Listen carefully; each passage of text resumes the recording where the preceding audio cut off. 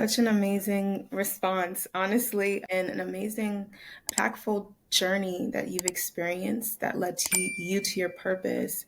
And I definitely can relate to your experience growing up. Myself, I was raised or grew up majority of my childhood in a predominantly white neighborhood, and it was just common for me to be the only person or one of the few black people in my class. So it was Hmm. hard to find like that representation, and actually feel good about myself because there was so few representation that I had like to look up to just from where I lived. So I definitely can relate to that. But as well as just police brutality, there's so much craziness going on in this world at this moment. It's just so much social injustice issues that is going on, and if it reminds people of anything, is just to always prioritize your mental health, because it really can take a toll on somebody, having that type of exposure to so many crazy things going on.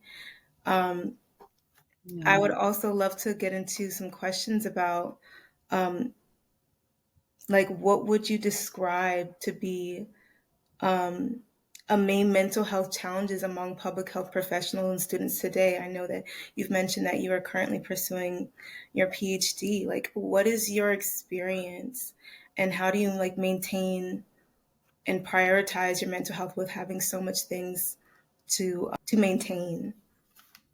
Yeah, I really appreciate this question because I think it's something that I'm constantly talking about with myself and trying to prioritize my mental health. As students, and you were saying this before we started recording, but we do hold a lot of different roles.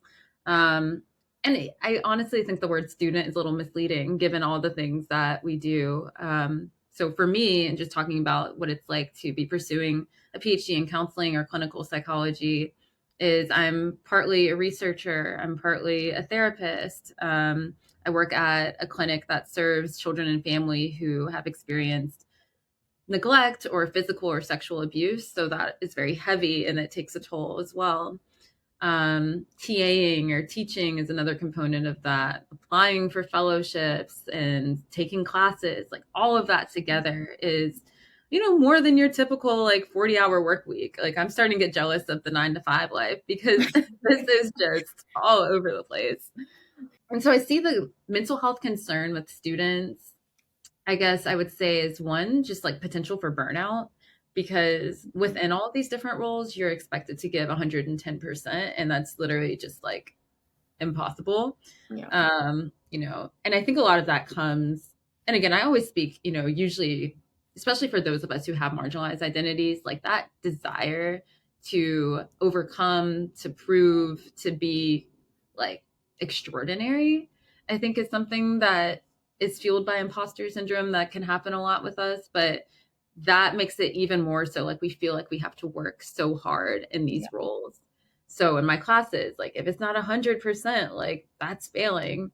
In my clinical work, if my patients aren't making progress, have I failed? Like I think that it can easily lead to a lot of self-doubt and to a lot of burnout trying to, I don't know, trying to be the best all the time. Mm. So that's definitely something. And I think the other thing is just the fact that for those of us who choose public health oriented careers, it's, innately a helping career. Yeah. And anytime that we're extending ourselves, it's often that we extend beyond our boundaries and our capacity, especially when we're just starting out. Like as a student, I think for me, I'm like, I did this because I want to make a difference. And if I'm not making a difference, what does that say about me? So I think that that's another part of what can make this experience of being a student especially difficult, on top of dealing with a lot of bureaucracy and politics that may be present within the field or your department as well. That just adds another layer to everything that we have to go through as students. And so, yeah, for me, managing that has been a journey, and I'm in my fourth year now. And I feel like I'm just now getting to a place where I can effectively manage, my stress, my anxiety, and kind of mitigate wanting to be the best but also needing to be here for myself as Yeah. well. Yeah. I love how you mentioned imposter syndrome, and because I think that's just such and burnout, that's such like a relative thing that a lot of students experience. It's just really important to build in routines and take that initiative in being aware of your patterns and where it's leading you, whether it's effective or not, or whether you're overwhelmed or not. It's, I feel like in this profession and even as students, you always want to like put your best foot forward, Hmm. and you, and it often leads to people over compromising themselves in Hmm. exchange to achieve that. There's that lot of like go getter type of approach that is just kind of glamorized. I feel like burnout is somewhat glamorized. People take pride in how hard they put forth, like their effort into things. But it's just important to always prioritize your mental well being while doing so. And I always was just curious of how people, like professions in public health, how we always like mention, our job is to promote better health practices for the population, the community, the public.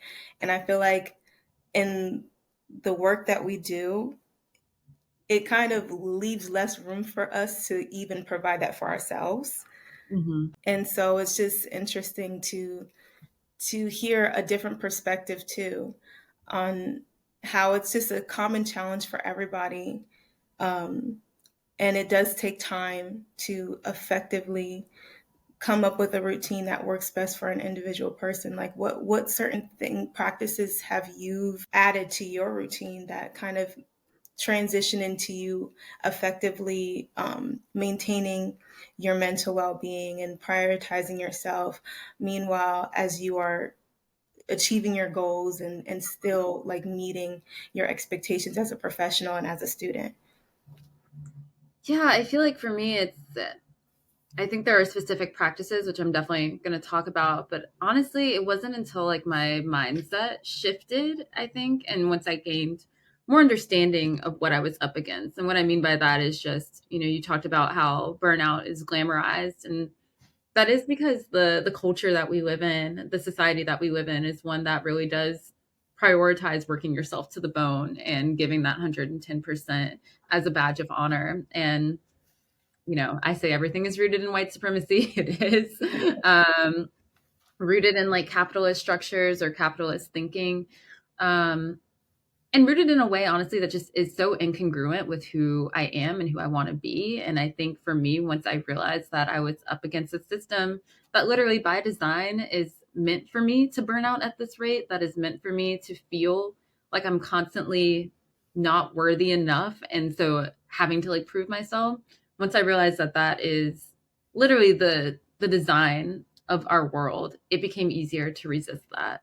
It became more empowering for me to resist that. So I guess what I mean by that is like I would come home after a very long day of doing an assessment, which can take maybe like 2 to 4 hours, and not eating lunch or not eating dinner and coming back and working until 3 a.m. and just to do it all over again and feeling like that was what I was supposed to do. Like now that just doesn't happen. Like I cannot let the system win in that way. I can't let myself be victimized in that way. Mhm. So now it's just like letting go of what the expectation is from Yeah. society and really leaning into what my expectation is for myself, Yeah. constantly asking myself like why am I doing certain things, why am I working on this manuscript until 3 a.m., why am I working on this report when I know it's not going to make a difference if I get it in today or next week. Like why do I feel this sense of urgency, where does that come from?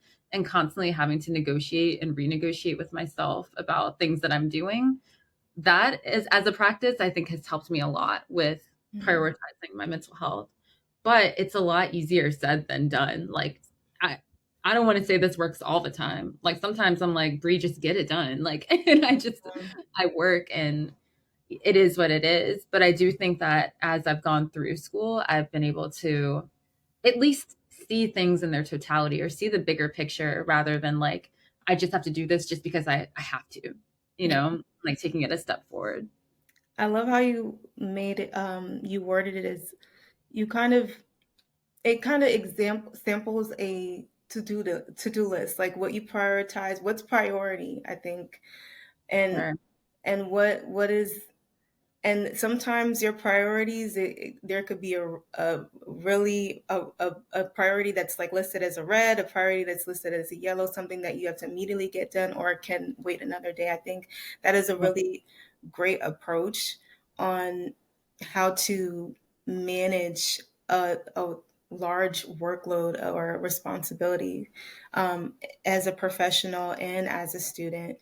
So I think that's really um, a great way that you kind of organize, what's really important at the end of Mhm. the day, and ask yourself those questions. I feel like that's like you showing yourself grace. You show Right. yourself grace by asking yourself those questions. I'm like, why am I doing this? Like, what makes me feel? And I feel like that's something that needs to be more common amongst a lot of us professionals and students, that, it's difficult to show yourself grace because you kind of just, you have so many deadlines that you have to keep up with, and you feel that guilt of not like getting all your responsibilities and tasks done at a certain time. Like Yeah. it really can take over somebody, mentally, and strain, their mental health and well-being. So I feel like it's a very important message that, you show yourself grace, and you definitely seem like a person that does that, and that's really awesome. Thanks.